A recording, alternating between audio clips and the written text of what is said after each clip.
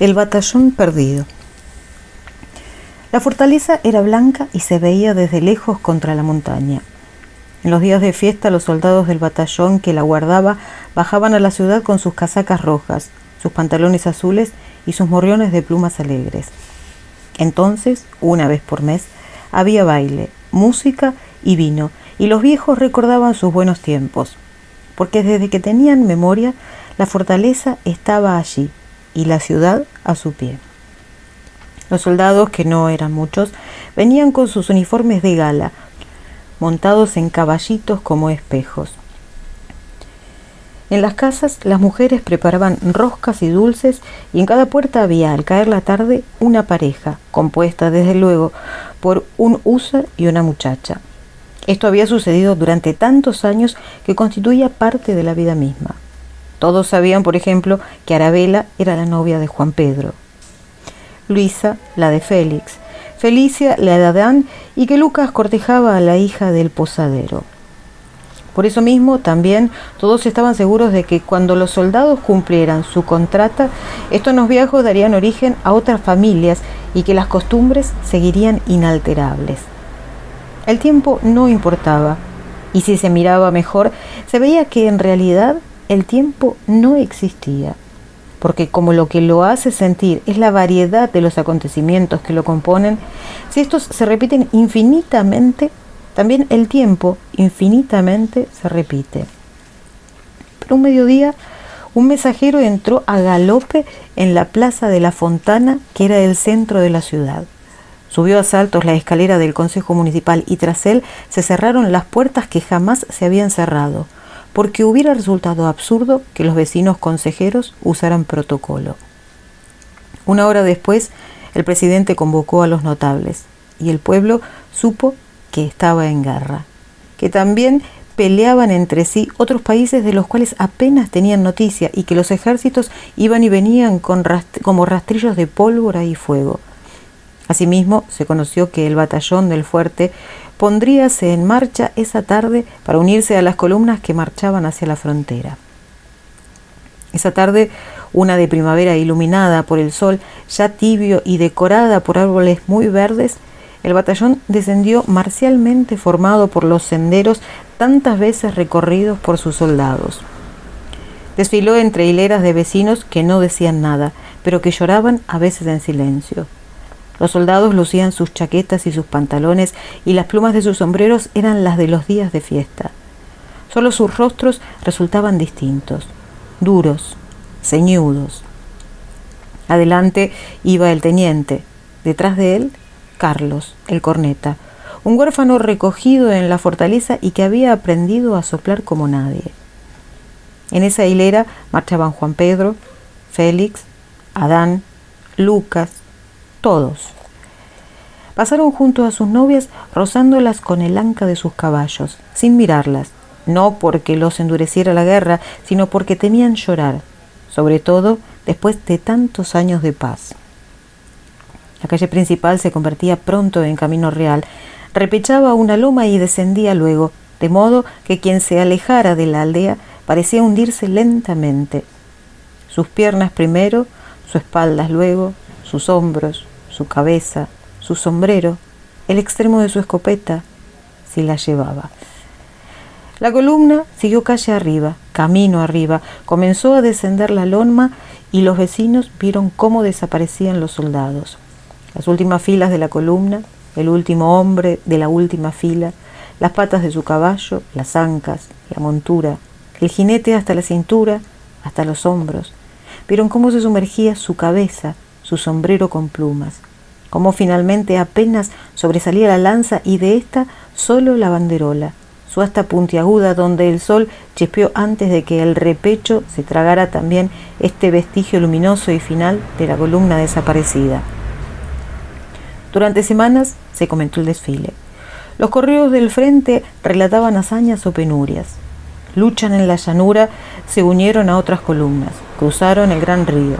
El teniente fue condecorado tantas veces que guarda sus medallas en la mochila, decían. Todos son ya cabos o sargentos y hasta tenientes o capitanes, relataban después de un nuevo viaje que ya no sabían bien dónde había comenzado. La vida siguió su curso. Las novias, recogidas en sus habitaciones, tejían junto a los braseros, esperando la primavera y con ella la vuelta de los soldaditos. Los hombres descubrían cada tanto una cana más en sus sienes. Los niños crecían. Luego la nieve se fundió. Reapareció la tierra vestida con un rápido verde primaveral, con un vibrante verde de estío, de rojizos, anaranjados, pardos y ocres verdes de otoño, y nuevamente de blanco, y nuevamente de verde. Y así varios, muchos años. Desde luego se hablaba de otras cosas, y a medida que el tiempo pasaba, menos se volvía sobre aquel viejo tema. Despacio, lentamente, el recuerdo de la columna de húseres se hacía olvido. Empero alguien, alguna vez, en alguna posada, se apeaba del carruaje que lo traía, y si la conversación derivaba hacia la guerra, que ya a nadie interesaba, volvía a referirse al destacamento perdido. No se sabe, decía, no se sabe bien. Batallones enteros se extraviaron, tal vez el vuestro desapareció.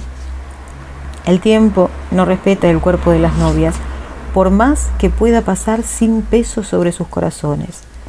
Por eso mismo las novias esperaban, sin darse cuenta de que cada vez que se miraban en el espejo, nuevas arrugas arañaban sus rostros, que el pelo brillante que antes les caía en ondas rubias o negras volvíase quebradizo, seco, gris, blanco. Guardaban en sus baúles lo tejido o bordado para sus novios y conversaban entre sí con aquella terca esperanza que sólo evidenciaban cuando se reunían entre ellas para hablar de los ausentes. Me lo dice el corazón, regresará el batallón y volveremos a ver a nuestros novios. Estoy segura de ello. Dios permita la paciencia y la fe.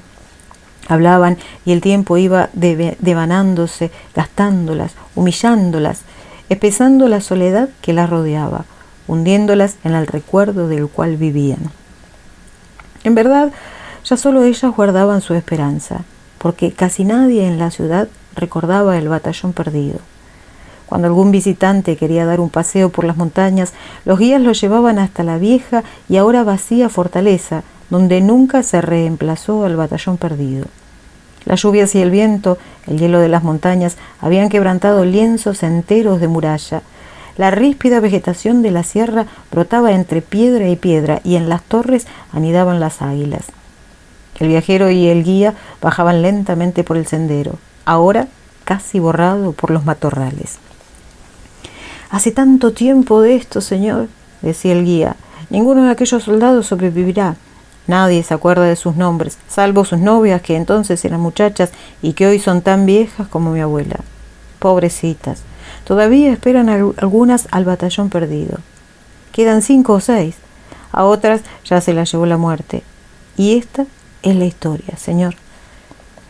Pero un día de verano, un correo que se apeó para beber en la fuente de la plaza trajo una noticia extraordinaria. Había oído decir que regresaban a su tierra desde muy lejos soldados que hacía muchísimo tiempo habían partido hacia la frontera. La noticia era vaga. Él no podía precisar a qué batallón pertenecían ni el nombre de su capitán. Nadie, salvo las envejecidas novias, dio importancia a la noticia. Pero un mes después llegó otro mensajero. Sus nuevas eran aún más extraordinarias. Venida desde no sabía qué país, una columna, en efecto, había traspuesto la frontera y, cruzando despacio las provincias, se acercaba a la ciudad. Era una columna pequeña, los restos apenas de un batallón, mandada por un teniente. Como si de pronto se hubiera corporizado la leyenda, se estremeció la ciudad. ¿Quiénes son? ¿Cómo son? ¿Cuántos son? ¿Qué botas calzan? ¿Qué color tiene su chaquetilla?, preguntaban los vecinos. El mensajero daba uno por uno los datos. Parece que traen casacas rojas. Dice que sus pantalones son azules y que sus sombreros están adornados con plumas. El sol y el polvo los han curtido hasta dejarles la cara como de piedra. Pueden ser ellos entonces. Son ellos, son ellos. Es el batallón que vuelve. Los comentarios llenaban las plazas. Entraban en todas las casas, daban vueltas como ebrios por las habitaciones y hasta iban a golpear a las novias olvidadas allí donde estaban, en los rincones habituales, en las pulidas mecedoras. Una onda de esperanza pareció entonces calentarles la vieja sangre. Fueron a buscar en los baúles y los roperos los trajes bordados y se los probaron con juvenil deleite. Frente al espejo se empolvaron las caras arrugadas, coloreándose las mejillas y los labios. Se pusieron entre las canas flores vívidas y carmesíes. Resucitaron. En fin, casi al borde de la muerte, sin importarles que cuando salieron a la calle los muchachos se rieran de ellas y la gente las señalara con el dedo como a increíbles máscaras. Horas más tarde, sin embargo, desde la aldea vecina llegaron otras noticias y todos dejaron de reír. El batallón regresaba. Lo mandaba un teniente. Un corneta escoltaba su marcha. El entusiasmo sacudió a los más incrédulos. Todos salieron a la calle, embanderaron los frentes de las casas, colgaron de los balcones tapices y cortaron las pocas flores que el verano respetó. Los notables del pueblo se adelantaron por el camino para recibir al batallón y las muchachas abrazaban y besaban a aquellas novias inhumanamente fieles. En los fondos de las casas se preparaban tinajas de vino y los más ricos hasta prestaban sus copas de plata para que brindaran los soldados. Ardía el aire con músicas, gritos, cantos, aplausos. No podía tardar mucho el batallón. A eso de la media tarde, el hijo de Lucas, el talabartero, gritó desde la torre de la iglesia: ¡Ahí están! He aquí, empero, lo que vio. Por el camino blanco de polvo, bajo el sol cegador, venía despacio un hombre solo, al parecer viejo y casi en harapos. Tocábase con algo parecido a una gorra militar, en la que 4 o 5 cañones de plumas sobresalían rígidos como los bigotes de un gato. Atada al cinto llevaba una corneta. Así entró por la calle Mayor, sin mirar a los vecinos que flanqueaban la calzada, ajeno a aquellas colgaduras verdes, amarillas, rojas y azules que celebraban su llegada, hundido como estaba, a pesar de seguir aún de pie en ese como entresueño de muerte que envuelve a las edades más altas de la vida. Los vecinos se miraban. Por fin salieron de su asombro.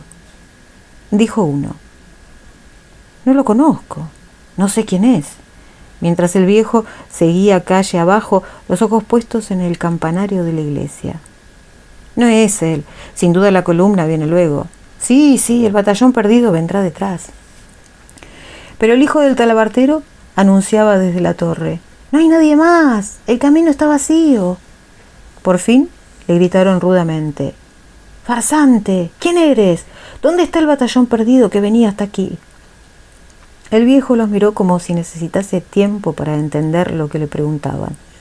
Después sus ojos descoloridos se animaron un instante. «Yo soy Carlos el corneta. ¿Nadie se acuerda de mí?». Una de las viejas novias se adelantó. «Sí, es el corneta. Recuerdo cuando partió, hace tantos años. ¿Y los demás? ¿Dónde está el batallón?». «Nadie queda. Uno a uno murieron todos. En la montaña, bajo la nieve, en los campos de batalla o prisioneros como yo estuve. Ahora solo quiero poder llegar hasta la iglesia y dejarle a la Virgen la corneta, que es lo que me resta de aquellos días». Federico, el herrero, lo asió por el hombre. «Viejo chocho», le dijo, «nos aseguraron que volvía el batallón perdido». «Fantasías. La gente ve siempre lo que quiere ver, palabras que se multiplican, que se hinchan. Solo eso». Federico lo soltó. «Tienes razón, todos fuimos unos imbéciles. ¿Quién podría vivir después de tantos años? Vecinos, descuelguen las banderas, deshagan los arcos». Solo entonces las pobres enamoradas parecieron advertir que no volverían a ver a sus novios y que las sedas que se habían puesto sobre las viejas carnes más parecían una mascarada que la prenda de un recuerdo. Y mientras ellas se alejaban, el corneta terminó de cruzar la plaza y entró en la iglesia. Al trasponer la puerta, se quitó temblorosamente el viejo gorro con las ridículas plumas, avanzó entre las filas de bancos silenciosos y dejó al pie de la Virgen su corneta, caduca, inútil ofrenda, único recuerdo del batallón perdido. Adolfo Pérez Elaski.